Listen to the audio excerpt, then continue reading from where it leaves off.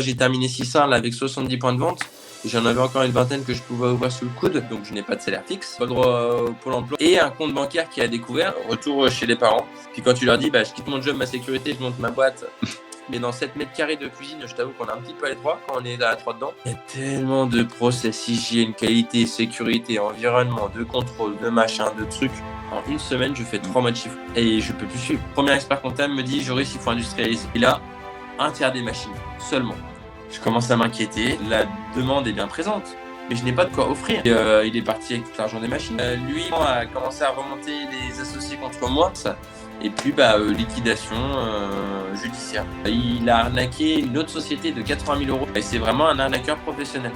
C'est son métier. On a voulu rêver très grand. Il y a pu y avoir des profits immenses. Les points de vente, on les avait. Parce que c'est les 4 plus belles années de ma vie que j'ai vécues. Si le meilleur moyen d'apprendre, c'est de faire les erreurs soi-même, le moyen le plus rapide est encore de se nourrir de l'expérience des autres. Dans ce podcast, vous découvrirez tour à tour des invités inspirants, débutants ou vétérans du e-commerce, mais aussi des experts pour vous éclairer dans vos choix techniques, en vous montrant les chemins les plus courts et les plus sûrs vers vos prochains succès. Il est temps de lever le voile pour découvrir l'envers du décor.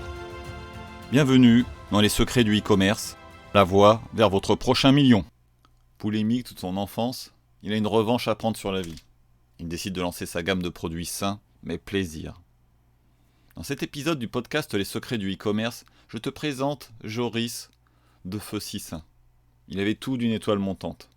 Le parcours typique de l'entrepreneur qui va affronter chaque épreuve qui va se dresser devant lui. Pas de salaire, pas d'argent, pas de local dans un métier qui en nécessite un. Mais rien de tout cela ne l'a arrêté pour se lancer.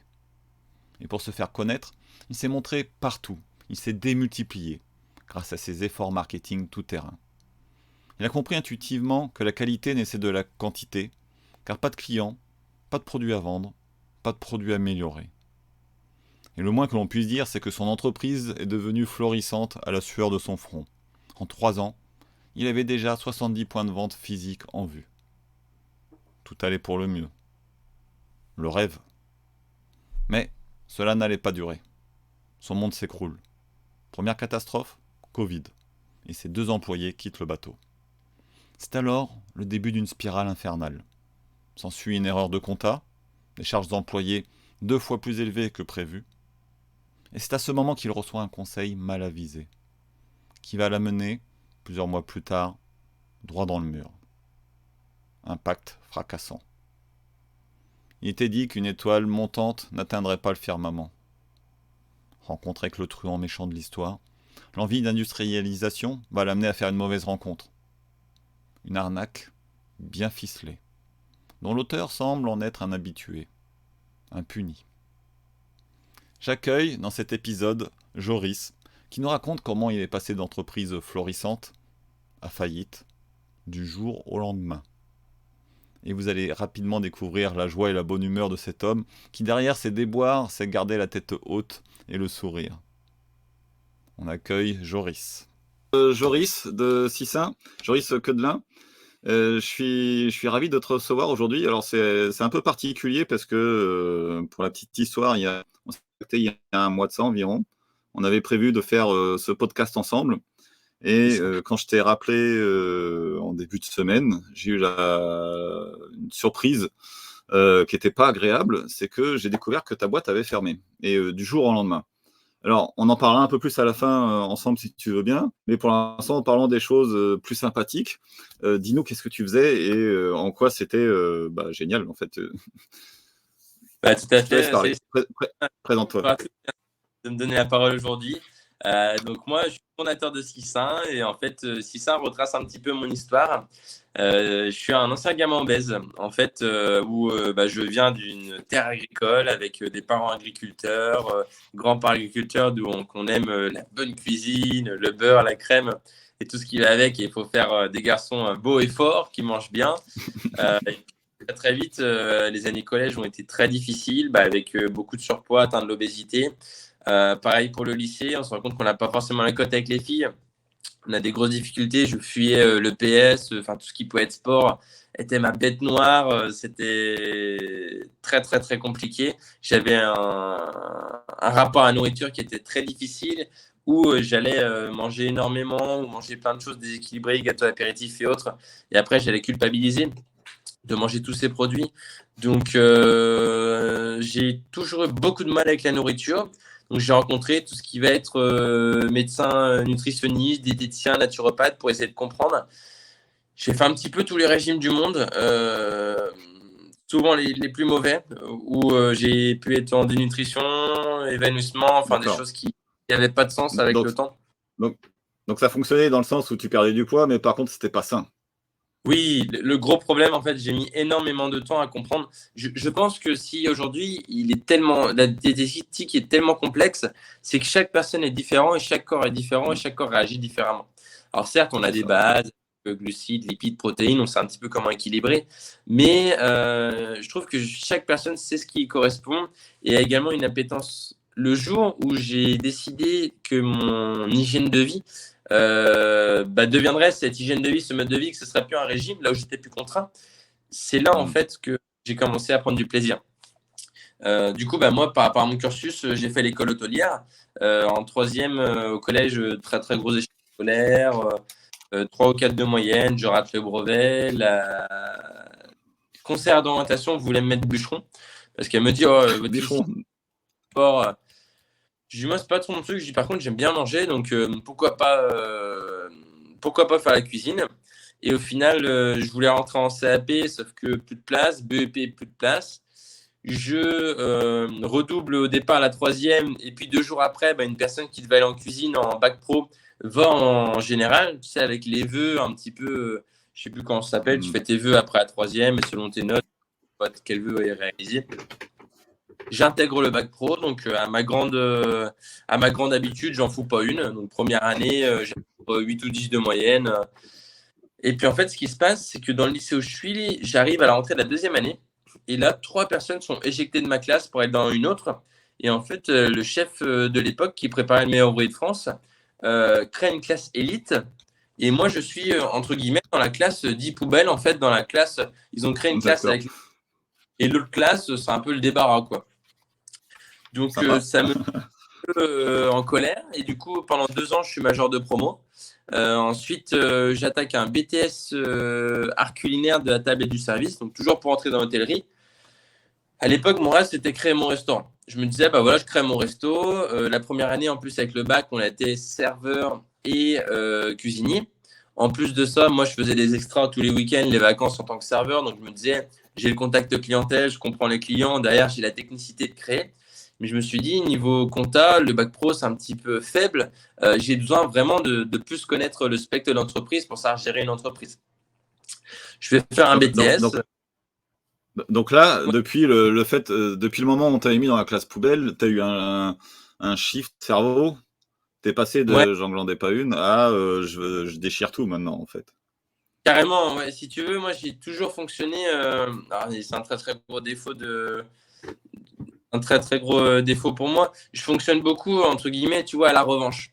Par exemple, D'accord. moi, j'ai une tante qui s'est toujours fichue de moi avec mon obésité, mon surpoids, et qui m'en a mis plein, plein, plein la tête toute mon enfance. Durant toute l'aventure de 6-1, tous les soirs quand j'étais fatigué, je pensais à elle. Et je me disais, chaque minute, chaque seconde, chaque heure que je vais faire en plus, ça sera pour lui prouver qu'elle a eu tort de ne pas croire en moi et qu'elle a eu tort de se fiche de moi. Et aujourd'hui, on va inverser les rôles. Je ne vais pas la persécuter, bien évidemment. Mais aujourd'hui, elle ne sera plus légitime pour me faire une seule critique. Parce que j'ai réussi. C'était vraiment, si tu veux, ma revanche qui s'est très bien passée durant 4 ans et 3 mois. Et si tu veux, juste pour terminer sur les études, j'ai fait une mention complémentaire cuisine et dessert de restaurant parce qu'en fait, je voulais avoir le côté pâtissier parce que les cuisiniers, on est très bourrin, si tu veux. On peut toujours rattraper une recette, tout ça. Un pâtissier, c'est au gramme près. C'était énormément de Ouais. précision, énormément. Donc, j'ai fait ce diplôme qui était top et j'ai gagné les jeunes trophées étant de la gastronomie. Et ensuite, j'ai fait une licence en gestion, création d'une petite moyenne entreprise en hôtellerie-restauration. Et j'ai travaillé 7 mois à CFK Nutrition en tant que chef de cuisine. Donc, en fait, je préparais des bodybuilders et des athlètes parce que la diététique, j'avais ce que je connaissais avec les spécialistes, que moi je connaissais également ma culture personnelle à travers les livres, les formations, tout ça. Je voulais vraiment être sur le terrain et voir des athlètes, des bodybuilders, accompagner toutes ces personnes, voir comment ça fonctionne. Et c'est là que j'ai appris énormément. Et je suis rentré du coup faire 6-1. Au départ, je ne voulais pas créer 6-1. En fait, je l'ai développé la gamme chez mon ancien employeur à CFK Nutrition. Sauf que tous les mois, il devait la commercialiser le mois d'après, le mois d'après, le mois d'après. Donc, j'y ai dit, c'est soit on commercialise maintenant, soit je pars. Il m'a dit, je suis honnête avec toi, si on la commercialise, ça sera dans 3 mois. J'ai donné mon préavis. Un mois après, j'étais parti. Et je rentre du coup en France.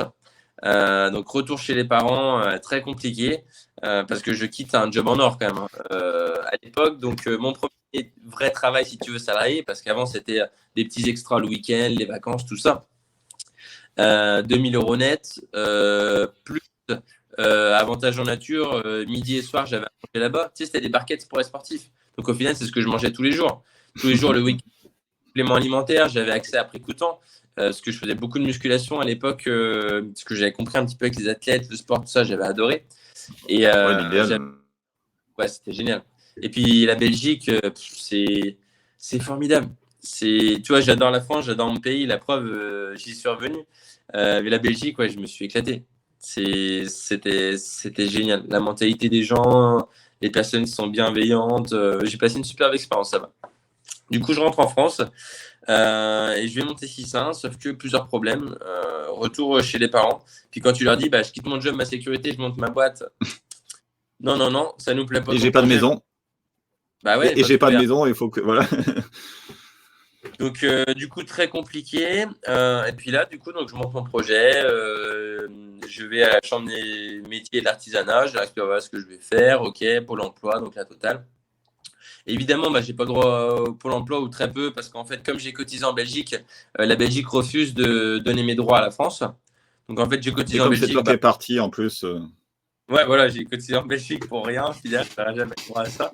Et donc, je reviens. Donc là, mon projet est ficelé. Les recettes, je les ai. Si tu veux, ma maman est agricultrice et également avait un institut de beauté à l'époque. Donc, j'ai fait tester en fait à toutes les clientes le midi mes barres en chocolat, tout ça. À l'époque, j'avais des gaufres, des mousses en chocolat. Je leur ai fait goûter, ça j'aime bien, ça j'aime moins, essayer de faire comme ça. Et j'ai développé en fait le produit, c'était un peu mon étude de marché. Et ce qui s'est passé, c'est que très vite, ça a commencé à prendre de l'ampleur. Elle voulait en acheter, donc j'ai immatriculé en micro. Et je me suis dit, mais travailler chez mes parents, c'est pas possible. Surtout que, tu sais, c'est très protocolaire. À 20h, il faut qu'on arrête, machin. 22h, ils sont couchés, il ne faut plus faire de bruit. Moi, j'ai commencé 6-1, il a fallu que je tape des heures. Moi, quand je te dis, voilà, je voulais que ça aille à fond.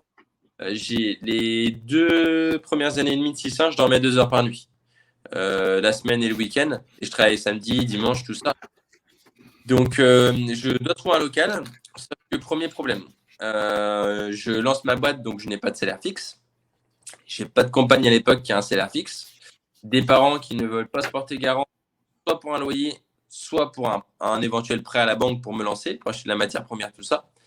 Et un compte bancaire qui a découvert, parce qu'en fait, en Belgique, quand tu romps un bail, la première année, tu dois 3 ans, la deuxième année, 2 ans, et la troisième année, 1 an. J'ai lui donné 3 mois de loyer, donc d'avance. Parti dedans. Donc, j'essaye de chercher partout. Les appartements mènent rien. En plus, il faut savoir que si tu veux faire une activité commerciale, il faut demander l'accord à la copropriété et que toutes les personnes dans l'immeuble soient d'accord. Ouais. Donc, si tu as une P10, si sur 10 appartements, tu en as un qui veut te faire suer, voilà. Donc, j'ai dû trouver une petite maison. En fait, ce qui s'est passé, c'est que mon cousin avait une toute petite maison de 50 mètres carrés qu'il avait créée, je sais pas, en 3 mois, 6 mois, parce qu'à côté, il s'est créé une très, très grosse maison, en fait, sur son terrain. Et cette petite maison, je ne savais pas trop quoi en faire. Elle tombait un petit peu en ruine. Et puis moi, je lui ai dit, ce qu'on fait, c'est que si tu acceptes de payer les travaux, moi, j'y vais de mon temps. Je retape tout comme il faut, tout ça nickel. Mais en échange, tu me fais 1 mois de loyer offert, comme je bosse dedans pendant 1 mois, 2 mois, et je te facture rien. Et derrière, tu me fais confiance. Et puis moi, le loyer, tu l'auras tous les mois en temps et en heure. Je m'y engage. Par contre, je ne peux pas te donner de garantie, de caution, de machin et tout. Ok, pas de souci. Donc, je suis resté là-bas. Ouais, mais c'était génial. Moi, je me suis éclaté. Je suis resté là-bas du 1er avril 2018 à décembre 2010. Avant le 1er avril, d'ailleurs. Parce que le 1er avril, j'ai immatriculé ouais, à peu près ça, quoi. En gros, 1 an et demi. 1 an et demi, 2 ans, je suis resté là-bas. Ensuite, j'ai eu le local où j'ai déménagé dans un local 2 fois plus grand de 200 mètres carrés, décembre 2019. Et on a fait, donc du coup, ça c'est la suite. Au départ, donc micro. La journée, je suis au centre aéré, animateur polyvalent. En fait, il me fallait vraiment un travail, si tu veux, où j'accumule pas vraiment énormément de fatigue. Moi, le centre aéré, j'adore parce que ça m'a permis en fait de me déconnecter. Tu es avec les enfants, tu te prends pas la tête et tu peux vraiment évacuer. Cette pression d'entrepreneuriat, de fournisseurs, de machin. En fait, quand tu es avec les enfants, tu laisses tes problèmes. Parce qu'ils sont tellement Ouais, prenants, tu tellement créatifs, imaginatifs, ton cerveau est obligé d'être avec eux parce qu'il faut penser à 1000 choses à la seconde. Et n'as pas le tu temps de penses. penser à tes problèmes. Ah ouais, mais c'était génial. Et sincèrement, ça m'a beaucoup, beaucoup aidé. Mon directeur, il est formidable. Il aménage mes horaires, tout ça. Je peux commencer avec le centre aéré. Donc la nuit, je produis. En fait, ce que je faisais, c'est que je faisais ce qu'on appelle le périscolaire. Donc 7h30 à 9h, le matin, j'accueillais les enfants.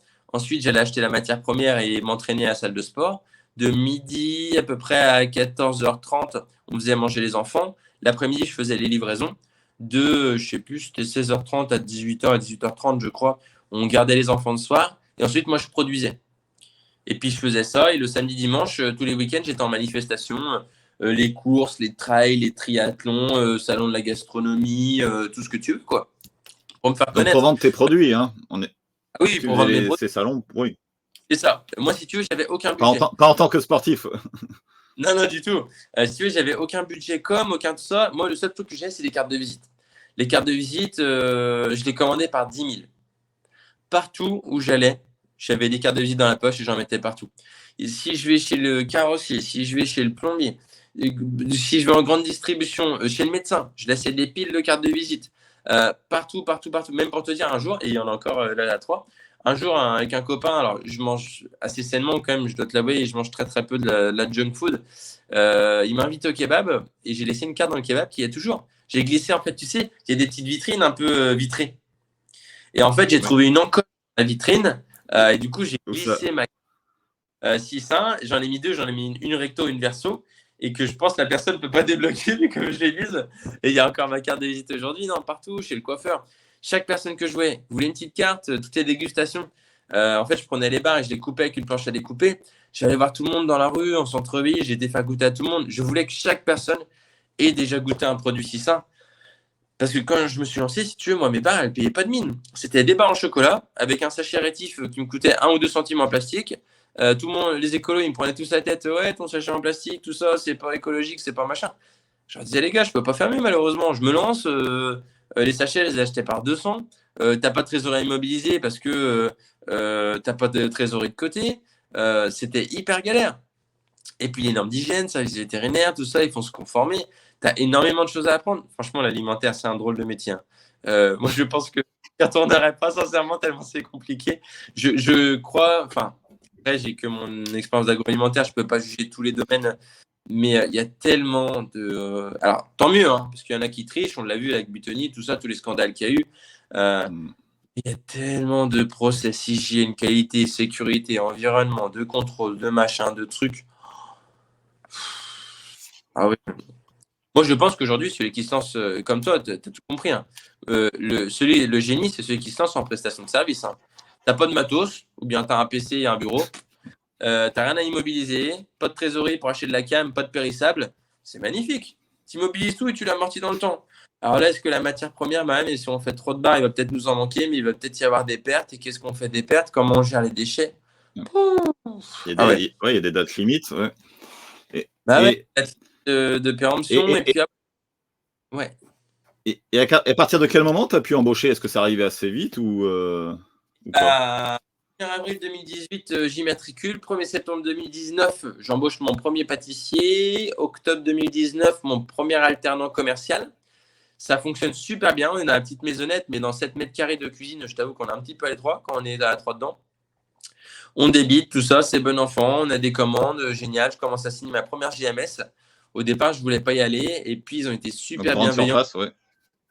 Ouais, sincèrement, j'avais, si tu veux, moi, étant fils de céréalier, les cultivateurs, on a une très très mauvaise image de la grande distribution, il faut être honnête.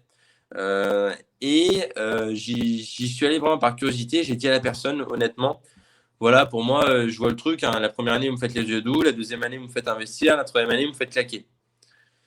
Bah, il me dit, moi, ce que je vous invite, vous savez ce qu'on fait, c'est que si vous souhaitez vous déployer chez nous, vous arrêtez à tout moment.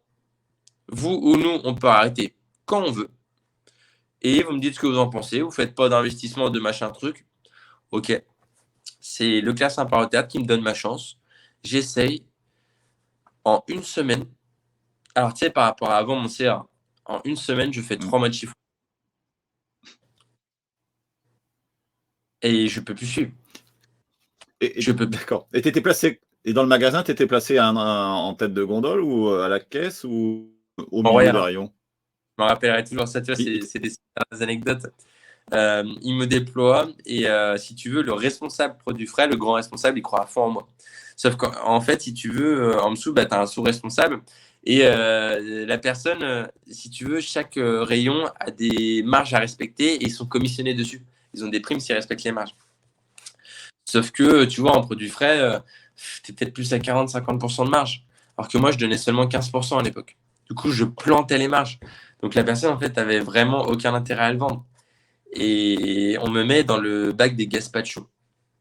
En tête de gondole, pas de PLV, rien du tout et tout. Par contre, moi, je dis, je fais de la dégustation tous les jours.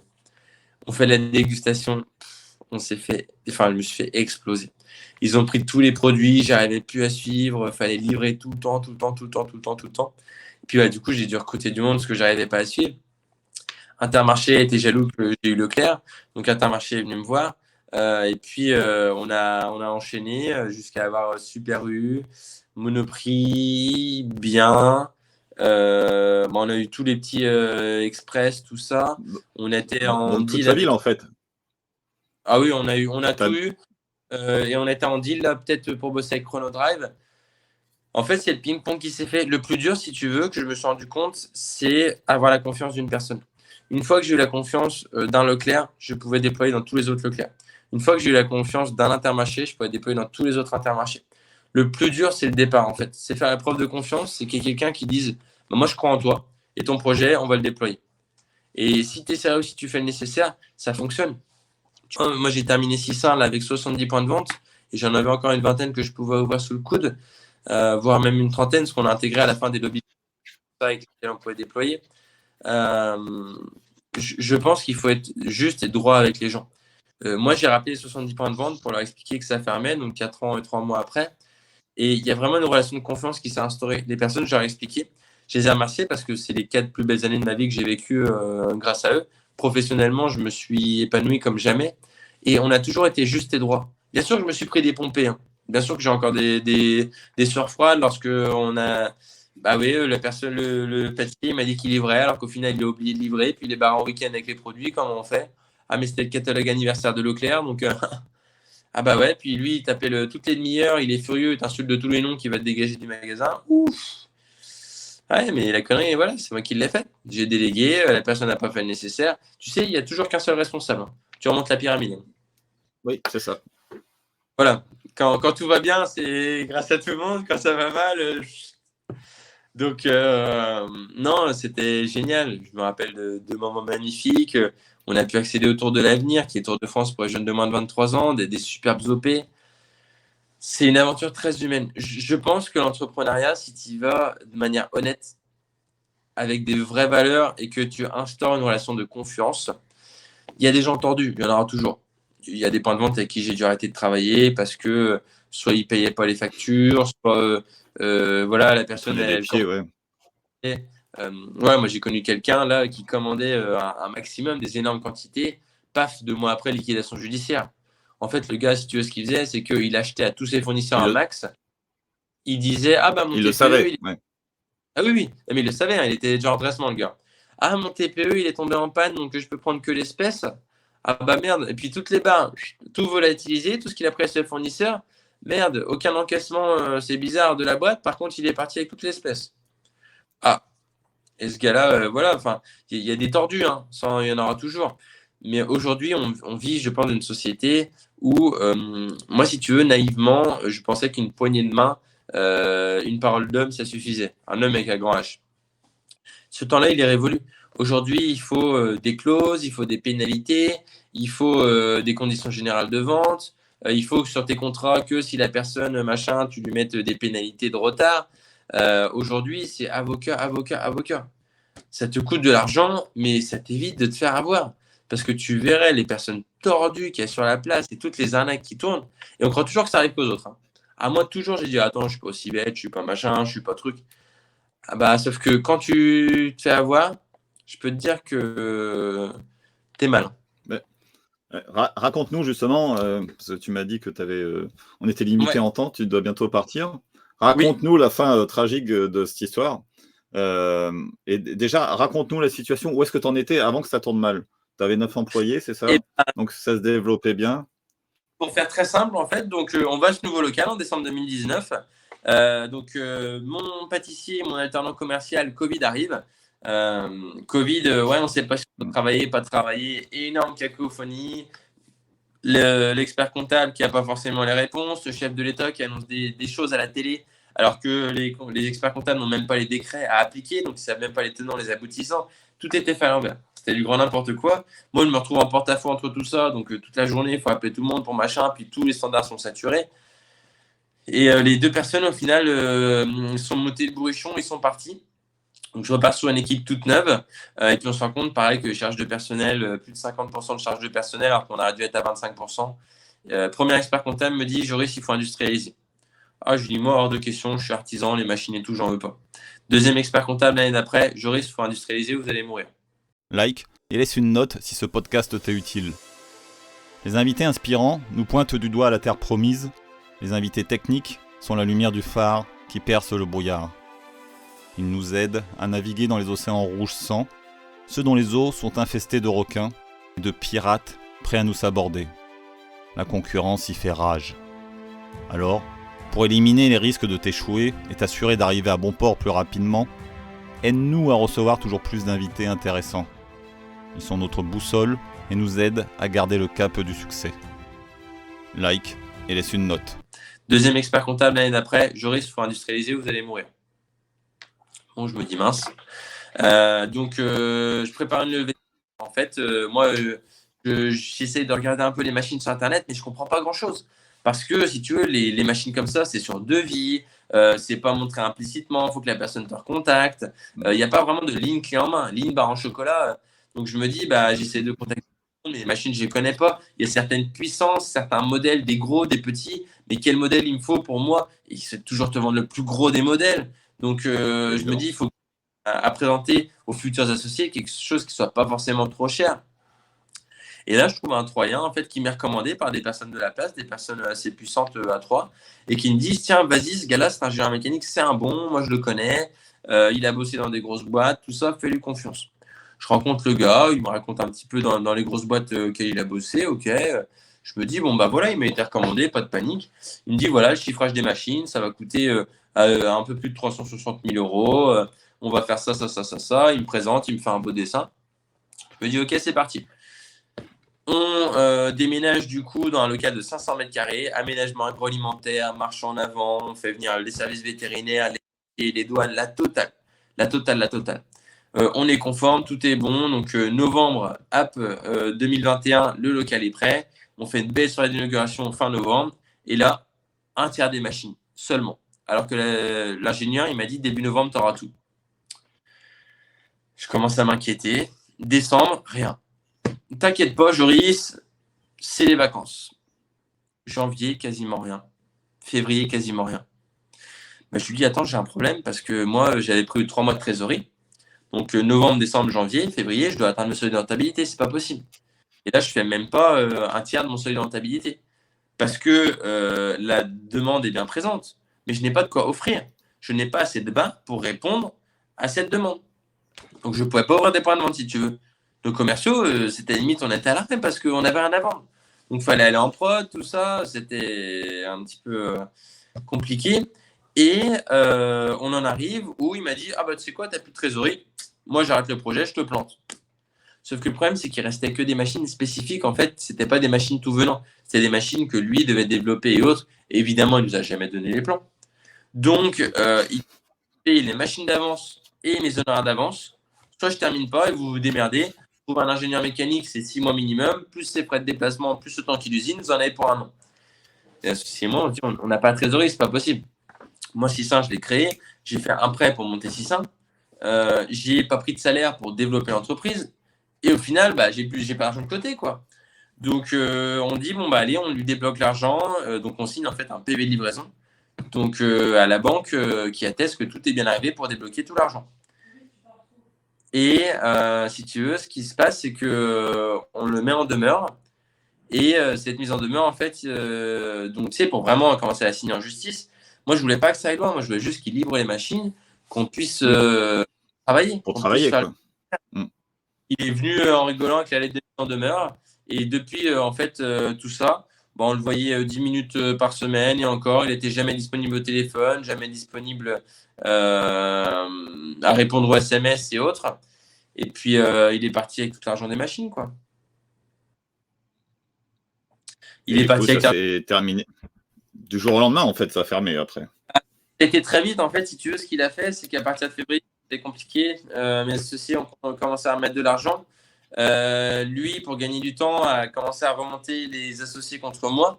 Sauf que les associés, au bout d'un mois, 2 mois, ils se sont rendus compte qu'en fait, ce qu'ils disaient, c'était pas réel. Il s'engageait de faire beaucoup de choses. Ensuite, il a commencé à essayer de remonter les salariés contre moi. Et puis, les salariés se sont rendus compte qu'au final, aucun de ses engagements il tenait. C'était vraiment un très, très bon parleur. Et au final, ça s'est passé que début juin, on n'a pas pu payer les salaires de mai. Donc, cessation de paiement, tribunal de commerce, et puis liquidation judiciaire. À savoir que cette personne, par la suite, tu vois, j'ai fait une assemblée générale récemment avec le Club des industries agroalimentaires. Il a arnaqué une autre société de 80 000 € dernier. Et c'est vraiment un arnaqueur professionnel. C'est son métier. Et limite, il est quasiment intouchable parce que tous les ans, il fait un coup à 80-100 000 €. Et là, je pense que il a dû faire un coup pareil, quoi. Donc, et c'est quelqu'un sur lequel il y a difficilement des recours parce que la loi est faite. J'ai eu un avocat hier au téléphone. Il m'a expliqué qu'au pénal, ça va être entre 5 à 10 000 € la procédure minimum et qu'au mieux, je peux espérer en retirer 1 500 € s'il est solvable. Donc, est-ce que ça va de passer 2 ans de procédure et des 1 000 € pour repartir avec 1 000 €? Il a étudié son cas, quoi. Ouais. Puis, avant de... C'est quelqu'un qui est proche de la retraite, si tu veux. C'est quelqu'un, je pense, qui a été très sérieux durant toute sa vie professionnelle. Et puis là, à 1 ou 2 ans de la retraite, tu sais, il risque rien, qu'il ait une interdiction d'exercer. Sa retraite, elle est faite. S'il prend 100 000 € par an, j'ai envie de te dire, il vit confortablement. Sans rien faire, du coup. 100 000 € sans rien faire. Ouais, 100 000 € en blablatant, quoi. Et les employés qui ont appris ça, ils l'ont appris du jour au lendemain qu'ils étaient mis, que ça fermait Moi, j'en ai parlé essentiellement à mes responsables parce que je ne voulais pas affoler nos apprentis. Dès que notre premier apprenti a commencé à savoir que c'était un petit peu compliqué, on ne dormait plus la nuit, tout ça. Si tu veux, il faut faire attention au côté fragile de certaines personnes. J'ai communiqué à l'ensemble de mes responsables parce que je savais qu'ils avaient les épaules nécessaires pour comprendre la situation, trouver des solutions et comprendre qu'est-ce qui fait qu'on en est là aujourd'hui. Parce que si tu veux, c'est une situation qui est difficile avec le salaire qu'on tarde un petit peu à verser. Il y a certaines tensions. Le fait de mais pourquoi les machines elles sont encore pas là? Pourquoi il faut rendre autant de comptes aux associés? Pourquoi tout ci? Pourquoi tout ça? Donc il y avait beaucoup d'interrogations. Moi, j'ai pris le parti pris d'être transparent. Ça a apporté des bonnes choses, des moins bonnes choses, mais j'ai vraiment dit les choses pour pas les laisser sans rien. Alors bien sûr, c'était compliqué parce que jusqu'à la fin, je pensais qu'on a réussi à redresser, qu'on a réussi à s'en sortir et que l'ingénieur, j'avais l'espoir où je me berçais d'illusion qu'un jour il tiendrait ses engagements à travers les 5 différents plannings qu'il nous a fait. Mais non, ça n'a pas été au bout. Et puis, licenciement économique pour les salariés. Et s'ensuit aujourd'hui la liquidation judiciaire, donc avec mandataire judiciaire, commissaire-priseur, le service social qui a besoin de l'ensemble des fiches de paye depuis le début de chaque personne. Donc beaucoup d'éléments. Là, ça fait 2 semaines et 2 jours. Je croule sous les documents, quoi. C'est Donc c'est fermé, impensable. mais tu as encore plein de boulot en fait. Mais énormément, énormément. Tu vois, moi, du coup, mai et juin, j'aurai pas de salaire parce que les AGS prendront en charge des salariés. Mais moi, évidemment, j'étais gérant affilié à MSS, mais j'ai le droit à rien, pas de chômage, pas de RSA, rien du tout. Classique. Ouais. À la fois, il faut que je retrouve un travail, mais on me demande d'être à disponibilité à plein temps pour fournir les éléments nécessaires. Donc, je t'assure que c'est des journées 8h, 20h, avec la pause déjeuner devant le PC en train de faire les documents, depuis 2 semaines et 2 jours. Donc, en plus de perdre ta boîte, en plus d'avoir le téléphone qui fait que de sonner, c'est un cauchemar. Tu n'as même pas le temps de te remettre que ta boîte est arrêtée, que paf, faut tout enquiller, machin truc, tous les documents, faut que tu retrouves du travail, faut que tu gères la banque qui va venir chercher les cautions personnelles, il faut derrière que tu gères avocat, pas avocat, pour savoir qu'est-ce qu'on fait ensuite, rappeler tous les points de vente, rappeler tous les partenaires, tous les fournisseurs, les personnes qui sont contents, mécontents, les clients qui t'appellent, je peux pas passer commande sur Internet, comment ça se fait?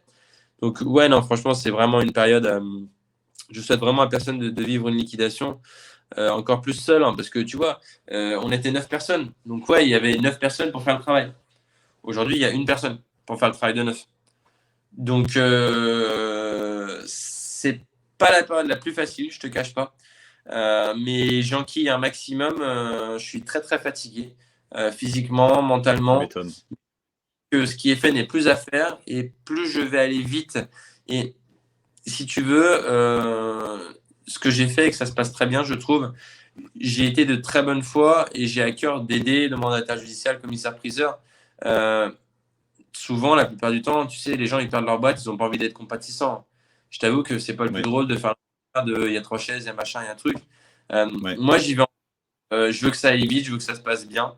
Donc, tout ce que je peux faire pour vous aider, pour vous faciliter la Tirer un tâche, trait sur le passé, ouais, au plus vite je le possible. comme ça, tout se passe bien. Il y a pas de. Parce que tu sais, c'est des personnes qui peuvent être très gentilles, mais si tu as envie de jouer au con avec elles, ils peuvent te niquer comme ils veulent, hein. Parce que t'inquiète pas, c'est leur métier, Mhm. hein. Ils la connaissent par cœur. Moi, je me suis dit, je fais mon mea culpa. Il s'est passé ce qui s'est passé. Je veux juste tourner la page, avancer vers de nouveaux horizons. Et je vais faire en sorte de vous aider à tout pour que ça aille le plus vite possible. Et c'est apprécié parce que je m'entends bien du coup avec les interlocuteurs. Pour l'instant, ça se passe bien, malgré qu'il y a une tonne de documents. Mais ça, c'est la France, hein, c'est pas propre à eux. Il y a une tonne de documents. Et puis voilà, ça va se faire tout doucement. Donc là, cet été, retour au centre aéré, juillet-août, pour les grandes vacances. Pareil, pour poser un petit peu l'esprit, retrouver du lien social et puis s'éclater. Et septembre, énorme flou.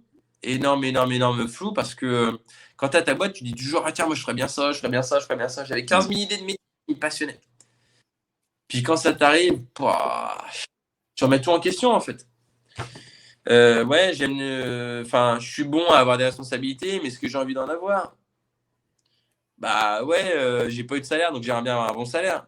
Mais s'il faut un beau salaire, il faut encore taper beaucoup d'heures. Taper beaucoup d'heures, mais ça fait 4 ans que je vois pas ma compagne et mon fils qui a 1 an. Donc en fait, tout s'en mêle. Et t'es dans un flou professionnel où tu sais plus. Tu sais plus, tu doutes de toi.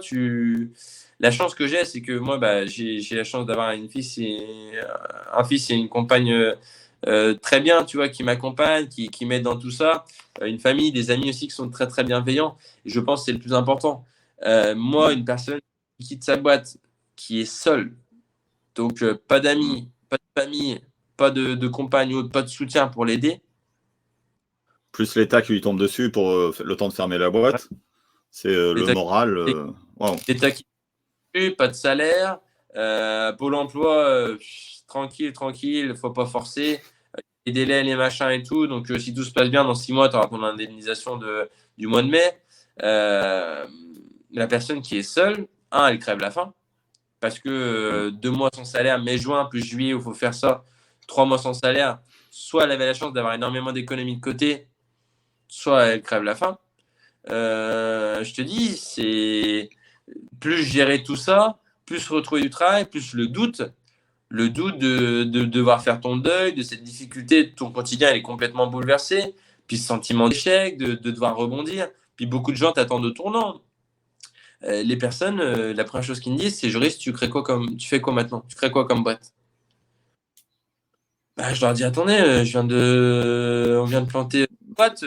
C'est... Moi, Et c'est même pas fini officiellement, du coup, en plus.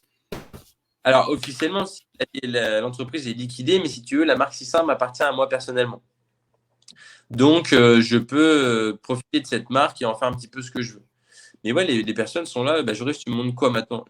Et je leur explique, bah, je t'avoue que moi, j'aimerais bien trouver une sécurité, un confort, voilà, je finis mes heures, paf, le soir, j'ai plus à penser à la boîte, le week-end, enfin découvrir ce que c'est d'avoir des vacances, parce que tout au long de ma vie, au final, j'en ai jamais eu. Que ce soit étudiant, je bossais, après, j'ai monté ma boîte. Donc, ouais, vraiment avoir des vacances, des congés payés, savoir ce que c'est. Les gens me disent non, c'est pas possible, Joris, tu peux pas, c'est gâché de faire ça, t'as créé trop de Ils sont choses, tu gentils. connais. Ils sont gentils, les gens. Ils le font pas pour eux-mêmes. Ils veulent que tu le fasses, toi. Alors, moi, si tu veux, je le prends d'un côté hyper positif, ça me touche parce qu'il croit beaucoup en moi. Il croit en moi, il porte beaucoup d'espoir et c'est quelque chose, moi, qui me donne beaucoup de baume au cœur. Euh, je sais pas si je pense que l'entrepreneuriat, c'est une maladie, donc je pense que je l'ai et je referai peut-être quelque chose. Oui. Mais aujourd'hui, ouais, ce qui me fait plus vibrer, c'est de la prestation de service ou un truc où tu as un immobilisé, en fait. Tu vois, tu fais de ça de chez toi, en télétravail, machin, je sais pas. Le truc où tu n'as aucun investissement, en fait. Tu as ton PC à la maison, tu as machin, demain, il faut que tu fasses, hop, tu télétravailles, tu vas voir les personnes, tu rien. Alors, Tu vends ton... fais des box avec tes produits, vends que sur Internet et fais des box qui sont vendus d'avance. Et comme ça, tu sais exactement à l'avance qu'est-ce que tu dois produire. Et tu as Ouais, déjà l'argent encaissé au moment où tu dois produire. Ça peut être une euh, idée. il y avait plein de trucs cool comme ça. Tu vois, on m'a proposé, bah ouais, les produits 600, la personne, elle voulait fabriquer à l'usine et moi, je la vendais en tant que commercial. Tu sais, je mettais en agent co, j'avais 70 points de vente, j'avais juste à prendre ma com. Il y a des trucs hyper cool, mais je t'avoue qu'il y a un truc depuis des années qui me taraude. Moi, si tu veux, j'ai créé les réseaux sociaux de 600 et je n'ai aucune compétence en réseaux sociaux. Je n'ai pas fait de marketing, de machin, de trucs. Je suis pas fichu de te faire une affiche, tout ça. Heureusement, on avait une super responsable com et on avait des intervenants qui nous faisaient des super trucs. Et moi, je m'éclate sur le format vidéo, si tu veux, parce que je trouve ça simple, les lives, les directs, j'adore parler. Et je me dis, bah, pourquoi pas faire des petits TikTok pâtisserie, des petits trucs comme ça, mais vraiment, tu vois, sur les scènes, parce qu'aujourd'hui, il y a beaucoup trop de personnes qui se privent ou autres, et montrer que c'est possible de faire une mousse au chocolat saine, un brownie sain, voir si je peux pas aller plus loin. Alors, Tu vois, moi, j'aime la pâtisserie ça calée. marche. Ça marcherait forcément, hein. C'est tout ce qui Bah, est nourriture, ça intéresse, hein. moi, j'aimerais aller plus loin. J'aimerais faire du Saint-Honoré, du millefeuille. J'aimerais vraiment pousser le vice sur de la vraie pâtisserie pour croire pas, tu vois, un croissant diététique. J'aimerais pas juste faire le truc lambda de monsieur et madame tout le monde. Après, c'est très Oui. compliqué, mais c'est enrichissant. Ce qui est bien, c'est que tu vois, quand j'ai commencé à apprendre la diététique, pour moi, le but, c'est que il faut réussir à réaliser des recettes qui fonctionnent. Si tu as une recette de crème pâtissière, si tu as une recette de pâte feuilletée, si tu as une recette de tout ça, en fait, tu les compiles dans un livre. Et un gâteau, c'est très simple, hein. C'est une base avec quelque chose au milieu, peut-être un insert pour donner du goût, un glaçage et puis un topping. Fin. Donc au final, as juste à jouer avec les textures. Est-ce que la base, elle est moelleuse, craquante? Donc tu mets un truc moelleux, un truc craquant, un truc fondant, un truc coulant, ce que tu veux, un truc croustillant. Et puis en fait, en mettant tout ça, tu crées vraiment un circuit pour ton palais, pour vraiment créer une émotion. Et tu vois, aller plus loin dans la diététique et vraiment arriver à des recettes poussées. Alors certes, je te cache pas qu'il va y avoir, je pense, 90% des trucs qui vont échouer et qui va pas être formidable. Mais tu vois, si j'arrive à créer vraiment un truc où je kiffe, et puis donner aux gens, tu vois, des e-books gratuits, où c'est vraiment pour le plaisir. Il y a pas d'attente commerciale derrière. Après, ce qui est bien avec le temps, tu vois, si tu as un sponsor qui veut, je te dis une connerie, te fournir les œufs, te fournir la poudre d'amande ou autre, bah ouais, tes recettes, au final, elles te reviendront gratuites. Et puis, tu pourras t'amuser à faire plein de trucs avec des produits cool. Tester des choses en Mm. avant-première. Ouais, je reste toujours un très, très grand passionné de pâtisserie diététique. J'ai aucune idée de l'avenir. Aucune. Ce que je sais, c'est que j'ai une très grosse valeur de travail et que surtout, moi, j'adore ça. Je suis hyper actif, je tiens pas en place. Donc, ouais, pourquoi pas le week-end, avoir un job fixe la semaine. Puis le week-end, ouais, m'amuser. Tiens, mon fils, il grandit, il grandit. Pourquoi pas mener les recettes avec lui? Comme ça, il apprendra à mettre la main à la pâte, à faire des pâtisseries, tout ça. Et puis, il se régalera de les manger après comme il aura fait avec moi. Donc, ouais, je pense que tu vois, tout peut être connexe. Tout Une peut se idée à faire. creuser, oui. Ouais. Ouais, je pense que tout est bon à faire. Et, Il faut et- juste risque. et surtout si tu t'amuses en plus, c'est-à-dire il n'y a pas d'attente au départ, tu le fais en t'amusant et si ça fonctionne, ça quoi. C'est un truc que j'ai perdu ça dans les derniers mois de mon entreprise et les dernières années. Si tu veux, je ne venais plus par envie, mais par contrainte. Je n'avais plus de liberté. J'étais otage de ma propre société.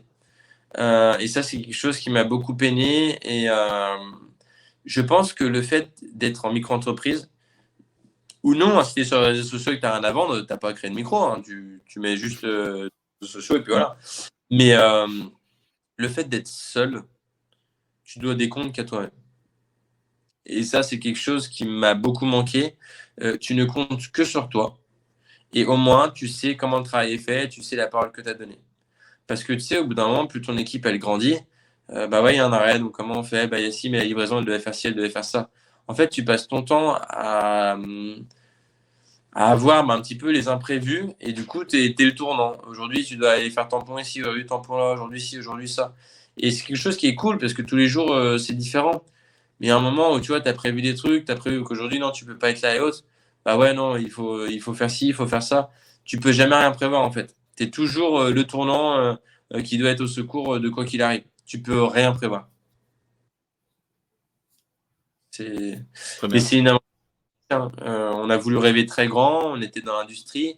Il y aurait pu y avoir des profits immenses si l'ingénieur mécanique avait fait ça. Pour conclure, tu vois, le plus rageant, c'est que les points de vente, on les avait pour déployer et pour faire le chiffre. Oui. Et mon équipe était vraiment top. Donc, tu vois, je peux pas m'en Et tout plaindre. pour réussir. Ouais, il y a des difficultés qu'on a eues, comme je t'ai dit, avec les salariés qui sont propres à toute entreprise. La chance que j'ai, c'est que j'ai eu des salariés très bienveillants, très, très gentils et qui travaillaient très bien. Et donc, je pense que j'ai peut-être eu 80-90% de moins de problèmes au niveau salarié que les autres entreprises. Parce qu'on a vraiment créé un lien de confiance, parce qu'ils étaient top et rejoignaient un produit à taille humaine avec des vraies valeurs. Et je pense que c'est ce qui a fait notre force. Donc une belle aventure, tu as appris plein de choses.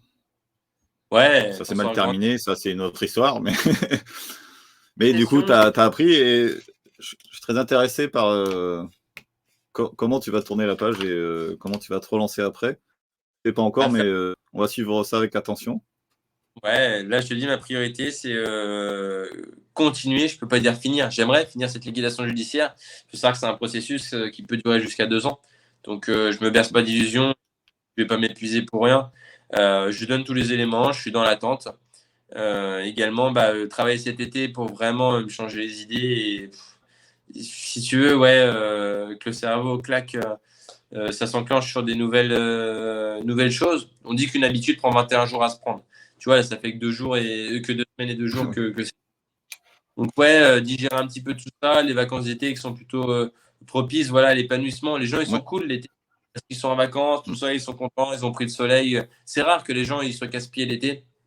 Donc c'est vraiment une période où tout le monde prend du bon temps. Et puis ouais, septembre dans les starting blocks, je te dis, on propose des postes de commerciaux, d'agents immobiliers, dans des incubateurs, dans j'ai pas la moindre idée de ce que je vais faire. C'est, j'ai la chance d'avoir des propositions. Donc ça, c'est une très très grande chance et je remercie ces personnes qui sont très bienveillantes et très gentilles euh, de faire ça. Tu sais, quand tu perds ta boîte, tu doutes. Hein. Tu dis, j'étais pas assez bon, j'étais pas capable. Tu dis, qui voudrait de moi? Je suis juste celui qui a échoué, quoi. Mm. C'est celui qui a perdu. J'ai joué, j'ai perdu. Ouais, personne ne veut d'un perdant dans son équipe, quoi. Et non, les gens, ils sont hyper cool. Ils ont beaucoup de respect pour tout ce qui a été créé, tout ce qui a été fait. Et je trouve que la mentalité française est en train de changer. Sincèrement. Très bien. On dire le français, c'est un casse-couille. Le français, il fait que de gueuler, râler. L'échec n'est pas accepté. Bah, sincèrement, je t'invite, nous, si tu veux, à regarder nos réseaux. Et les nombres de commentaires, mais je crois que j'ai eu aucun commentaire méchant. Le nombre de commentaires gentils, des personnes qui soutiennent, qui souhaitent le meilleur, qui sont derrière nous, qui sont respectueux, admiratifs de ce qu'on a fait. Et ben, je suis très très fier quand je vois ça, d'être troyen, d'être français. Et je trouve que la gentillesse et la bienveillance de toutes ces personnes, moi, ça m'aide. Hein. Je te cache pas que si toutes les personnes m'auraient insulté, dénigré et autres, je serais peut-être pas là en face de toi en train de faire le podcast et d'essayer de continuer à avoir le sourire.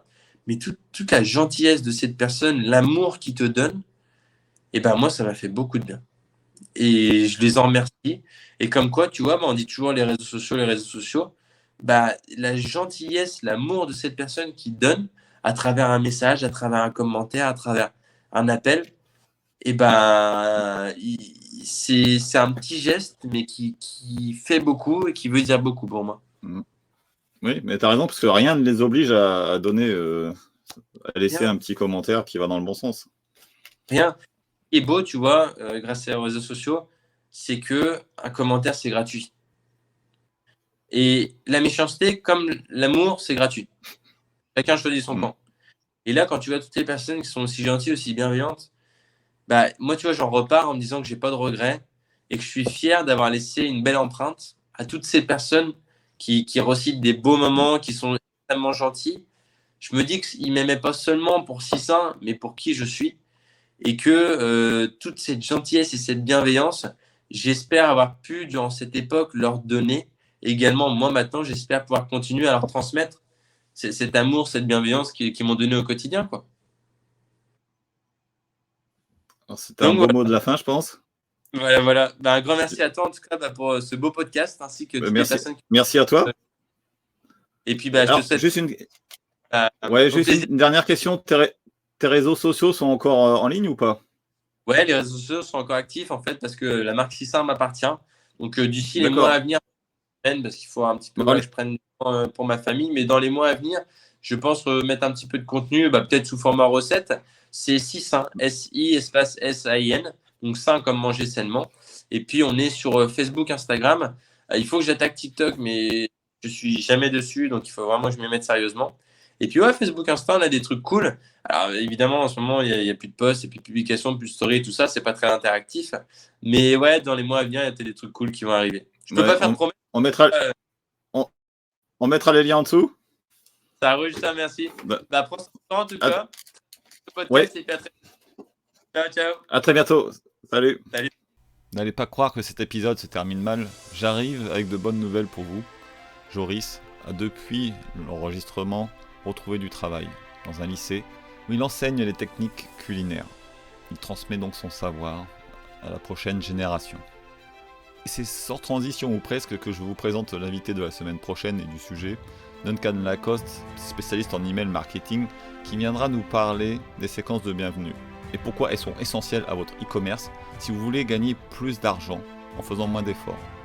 C'est pas beau la vie? Alors avant le prochain épisode, je vous propose un petit extrait pour vous mettre l'eau à la bouche et on se dit à très bientôt. Ouais, et une occasion de louper quoi. Le mail de bienvenue, moi il me semble que c'est 90% de taux d'ouverture, 3 à 4 fois plus supérieur au mail standard. Donc c'est vraiment l'occasion que ton lecteur, tu l'as, il te lit, il lit le mail de bienvenue, donc autant s'en servir quoi.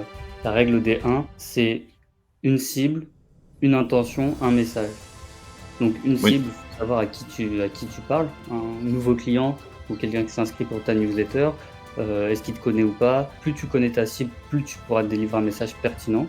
Il y a une intention, c'est-à-dire qu'est-ce que tu veux faire avec ce message? Construire une relation de confiance. Est-ce que tu veux pousser à un nouvel achat? C'est bien de le savoir parce que sinon tu écris pour écrire et il se passe rien quoi. Et le troisième 1, c'est un message. Donc ça c'est le plus technique, c'est qu'est-ce que tu mets concrètement dans ton mail, qu'est-ce que tu racontes quoi.